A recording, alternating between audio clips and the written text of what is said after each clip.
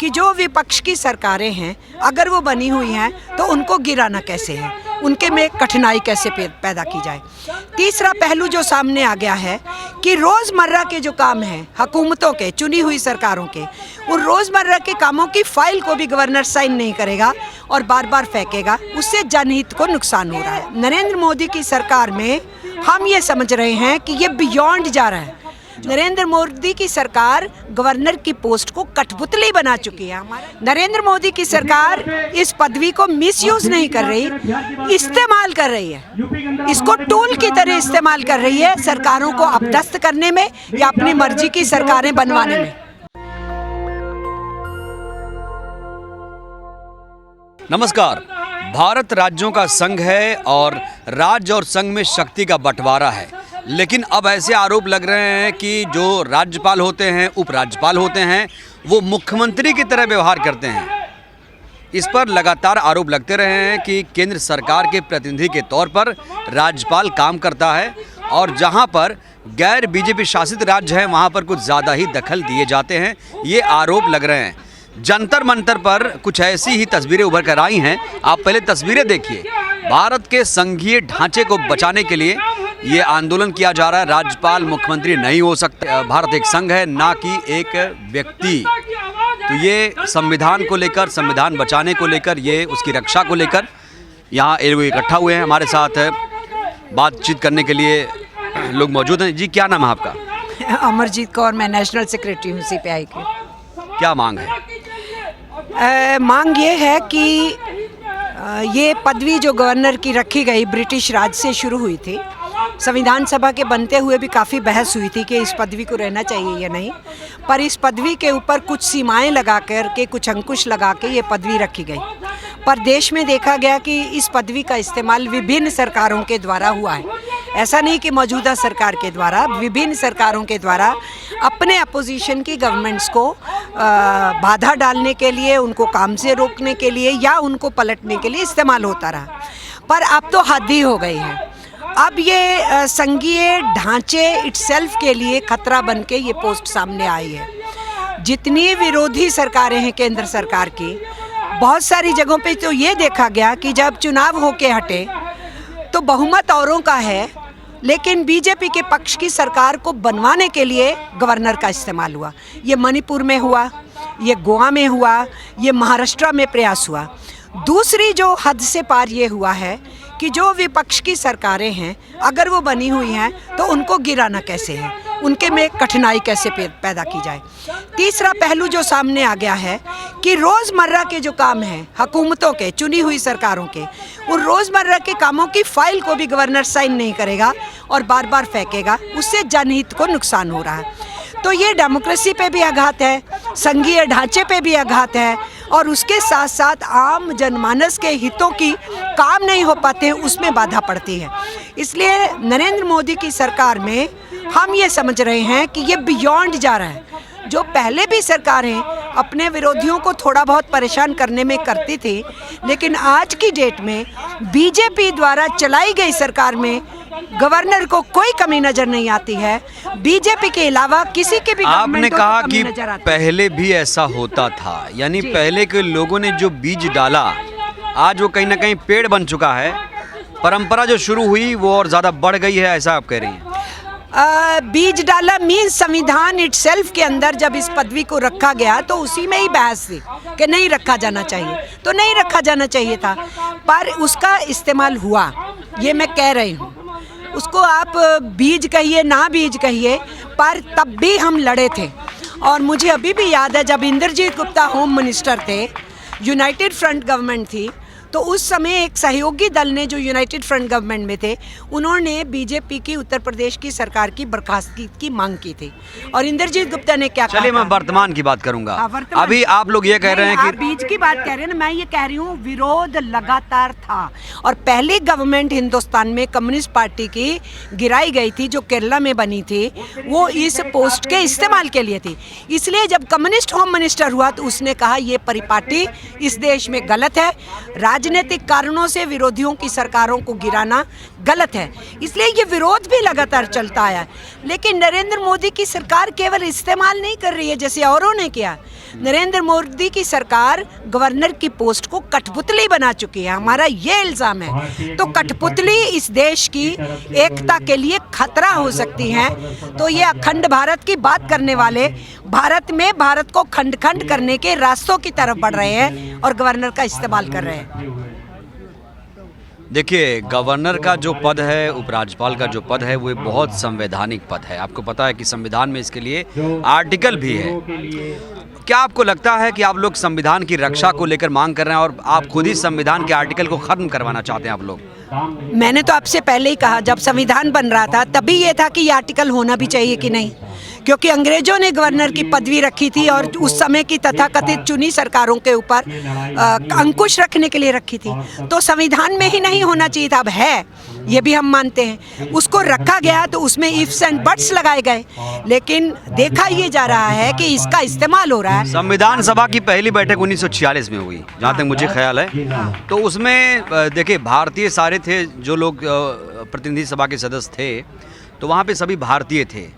और आप ये आरोप लगा रहे हैं कि अंग्रेज़ों ने इसको कर दिया प्रावधान। नहीं, मैं जो बोल रही हूँ 46 से पहले जो हिंदुस्तान में सरकारें बनाई गई थी 30 के दशक में, उस समय गवर्नर राज और गवर्नर की पदवी रखी थी अंग्रेजों ने, मैं उसकी बात कर रही हूँ। उनका स्वरूप अलग था, उनका स्वरूप भी यही था कि वो कंट्रोल करेंगे। इसीलिए ये बहस में आया कि अंग्रेजों ने इसका इस्तेमाल किया। तो क्या हमारे संविधान में, हमारी संविधान सभा में बहस हुई, क्या हमें ये पोस्ट रखनी चाहिए या नहीं, ये बहुत बहस हुई। कुछ विरोध कर रहे थे, कुछ इसको रखने की बात कर रहे थे। फिर उसके बाद ये हुआ कि कॉन्स्टिट्यूशन के फेवर में गवर्नमेंट काम कर रही होगी तो गवर्नर दखल नहीं देंगे, उस गवर्नमेंट को काम करने में सहयोग करेंगे। अगर संविधान और देश के सामने कोई बहुत बड़ा मुद्दा आ गया है तो गवर्नर अपने पद का इस्तेमाल करेगा, ये उसमें लिखा हुआ है। इसके बावजूद नहीं, आप ये कह रहे हैं, आपने जो मुद्दा उठाया, बहुत भारतीयों ने तय किया हमारे संविधान में। आपने जो मुद्दा उठाया, सीपीआई ने जो मुद्दा उठाया, राज्यपाल उपराज्यपाल का पद ही समाप्त कर दिया जाएगा। आप लोग ये मुद्दा उठाइए ना कि भाई इसका गलत इस्तेमाल हो रहा है, इसको बंद होना चाहिए। अब राष्ट्रपति कुछ नहीं करती हैं तो क्या आप कहेंगे राष्ट्रपति पद ही खत्म कर दो?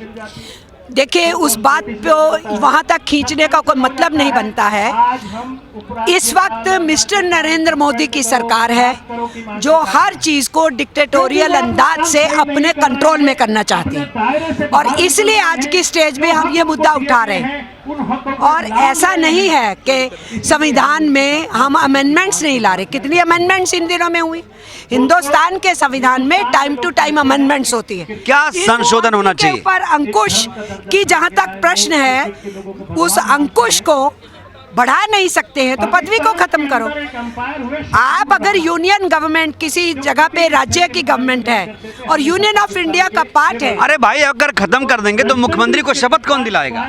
ये तो कोई बात नहीं है। शपथ तो जब एक हमारा ढांचा है ना, एक हमारा, मैं ढांचे की बात, शासन का ढांचा कोई परमानेंसी नहीं होता। ढांचे में टाइम टू टाइम वक्त के हिसाब से परिवर्तन होते हैं। तो जब पार्लियामेंट में ओथ दिलानी होती है तो उस समय स्पीकर नहीं चुना गया होता है, तो सीनियर मोस्ट मेंबर को कहा जाता है ओथ दिलाइए। होता है कि नहीं? होता है। राज्य के अंदर भी अगर गवर्नर नहीं है तो सीनियर मोस्ट को वो शपथ दिलाने का अधिकार होता है। तो गवर्नर ही रहेगा तो राज्य सरकार होगी, ये तो तय हो सकता है। नहीं, ये तो सिलेक्टिव हो गया ना मैम, ये तो सिलेक्टिव हो गया कि गुजरात में, मध्य प्रदेश में, और मैं बात करूं कर्नाटक में, उत्तर प्रदेश, उत्तराखंड में, जहां जहां बीजेपी की सरकार है वहां तो सारे गवर्नर अच्छे से काम कर रहे हैं। अगर मैं राजस्थान, छत्तीसगढ़, हिमाचल की बात करूं तो आप ये कहिए केरला या कहीं आपकी सरकार होगी, पूर्वोत्तर राज्यों में, वहाँ ठीक हो रहा है। लेकिन आप कह रहे हैं कि केंद्र शासित राज्यों में गलत हो रहा है, ऐसा कह रही हैं आप? कांग्रेस शासित राज्यों में गलत हो रहा है। आप ही के शब्द में लेते हूँ। आप कह रहे हैं कि जहाँ जहाँ बीजेपी की सरकारें हैं वहाँ गवर्नर बहुत बढ़िया काम कर रहे हैं, सरकारें चल रही। वही तो मैं बोल रही हूँ, जहाँ सत्ता पक्ष की सरकारें हैं वहाँ गवर्नर उनके साथ कोऑपरेट कर रहे हैं। जहाँ विरोधी सरकारें, उनके हर कदम के ऊपर गवर्नर टांग अड़ा रहे हैं। ये हमारा आक्षेप है। सीपीआई की कहाँ सरकार है अभी?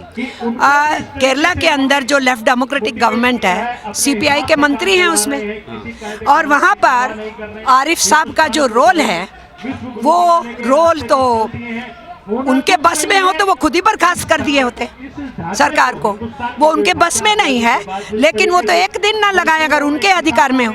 इसलिए गवर्नर्स के अधिकार क्षेत्र कंट्रोल होने चाहिए और इस सरकार के केंद्र में बैठे हुए हमें उसकी उम्मीद नहीं है, इसलिए हम पदवी ही हटाने। आरिफ साहब की मीडिया बहुत तारीफ करती है जो काम कर रहे हैं। मीडिया में तारीफ करने वाले भी हैं और आरिफ साहब के परखचे उड़ाने वाले भी हैं। केवल एक ही तरफ का गुणगान गाने वाले मीडिया में नहीं है। आप भी मेरे से सवाल कर रहे हैं ना, आप मेरी हर बात से सहमत नहीं है ना, सवाल कर रहे हैं ना। यही है मीडिया का काम। अगर मीडिया के जो लोग आरिफ से एक भी सवाल नहीं कर रहे हैं तो वो अपनी जिम्मेदारी नहीं निभा रहे हैं। आप मेरे से हर बात पे प्रश्न कर रहे हो, आप अपनी जिम्मेदारी निभा रहे हो। इसलिए मीडिया उसकी तारीफ कर रहा है, वो चुना हुआ मीडिया तारीफ करता है। ज़्यादातर तो मीडिया हम मोदी मीडिया बोलते हैं। क्यों बोलते हैं? कौन सा मीडिया है? कौन सा मीडिया कहा आपने? जो इलेक्ट्रॉनिक मेन स्ट्रीम मीडिया है वो तो कॉरपोरेट्स ने खरीद लिया है। बड़े बड़े जर्नलिस्टों को वहाँ से बाहर निकलना पड़ा है, तो वो न्यूज़ रह ही नहीं गई है, वो तो व्यूज़ वाले मीडिया है। तो हम कहें कि वाह जी, वो जिसकी तारीफ करते हैं वही अच्छा होता है। ये आज के ज़माने दिल्ली के एलजी साहब पर भी आरोप है, केजरीवाल साहब हमेशा आरोप लगाते रहे हैं कि एलजी बहुत ज़्यादा काम में दखल देते हैं, काम नहीं करने दे रहे हैं, काम नहीं करने दे रहे हैं। ये मजबूरी क्या मानी जाए? क्या वही केरला वाली मजबूरी दिल्ली में भी है? देखिए, हर राज्य की अपनी अपनी स्थितियां हैं। हम केजरीवाल की गवर्नमेंट की नीतियों से सहमत हों या नहीं हो, कुछ से सहमत हो कुछ से नहीं भी हो, लेकिन हम ये मानते हैं कि वो चुनी हुई सरकार है और लेफ्टिनेंट गवर्नर को उनके साथ कोऑपरेट करना चाहिए। और लेफ्टिनेंट गवर्नर भी साफ समझ में आता है कि लाइन कहाँ से ले रहे हैं। सेंटर का एक मिनिस्टर कुछ बोलता है और लेफ्टिनेंट गवर्नर का अगले ही दिन किसी फाइल के ऊपर आक्षेप आ जाता है, तो साफ दिखता है। दिल्ली की सरकार को भी, पौंडीचेरी की सरकार को भी, जिनको पूरा राज्य का दर्जा नहीं दे रखा है लेकिन स्टेट लेजिस्लेटिव असेंबली है, वहाँ गवर्नर काम ही नहीं करने दे रहे हैं उन गवर्नमेंट्स को। एक समय था जब पूरे देश में कांग्रेस और सीपीआई का परचम लहराता था, पूरे देश में ये लोग छाए रहते थे। और आज देखते हैं कि वो केरला में सिमट गई है, पश्चिम बंगाल से पैर उखड़ गया है। क्या वजह है कि सीपीआई में अब वो मजबूती, वो दम, वो ताकत नहीं दिखती है? कैसे बचाएंगी? सीपीआई का वजूद खत्म होता जा रहा है। सीपीआई का वजूद ना खत्म हुआ था, ना कभी खत्म हो सकता है। और सीपीआई का वजूद आवाम में है, जनता में है, हमारे आंदोलनों में है, संघर्षों में है। हाँ, ये हम मानते हैं कि पार्लियामेंट्री इलेक्शन में, लेजिस्लेटिव की इलेक्शंस में हम बहुत कमती हो गए हैं, कहीं कहीं दिखते हैं, ये ट्रू है। पर ये कहना कि आवाम के अंदर हमारा रोल खत्म हो गया है, ये जरूरत से ज्यादा स्टेटमेंट होगी। नहीं नहीं, मैं तथ्यों पे बात कर रहा हूँ। आप पूरे भारत को, आप पूरे भारत में देखिए कहाँ पे आपकी सरकार है, कहाँ पे आपका मुख्यमंत्री है। मैं तथ्य बोल रही हूँ। बंगाल में एक समय था, बंगाल में एक समय था कि गवर्नमेंट थी पूरा आपका सीपीआई सीपीएम की गवर्नमेंट, मैं मानती हूँ लेफ्ट की गवर्नमेंट थी। मैं स्वतः एक्सेप्ट कर रही हूँ कि लेजिस्लेशंस में और पार्लियामेंट में हम कमज़ोर हो गए, लेकिन आवाम के संघर्षों में जो रोज़मर्रा की जनता के दर्द हैं, दिखाइए कौन सबसे ज़्यादा लड़ रहा है। आपको लाल झंडा ही दिखेगा हमेशा सड़क के ऊपर। आपकी जो मांग है व्यवहारिक नहीं लगती है। सैद्धांतिक ठीक है, राज्यपाल गलत कर रहे हैं, हटा दीजिए, पद समाप्त कर दीजिए। उप राज्यपाल गलत कर रहे हैं, उनका पद खत्म कर दीजिए। लेकिन व्यवहार में ये लगता है आपको मुमकिन है? आर्टिकल 152 ठीक है ना, 152 में राज्यपाल का पद है। आपको लगता है वो पूरा भाग 6 में आता है पूरा? तो क्या लगता है आपको इतना बड़ा कदम सरकार आपके इन मांगों को लेकर उठाएगी? इस सरकार से हम उम्मीद नहीं करते, लेकिन देश के आवाम को आगाह करना हमारी जिम्मेदारी है।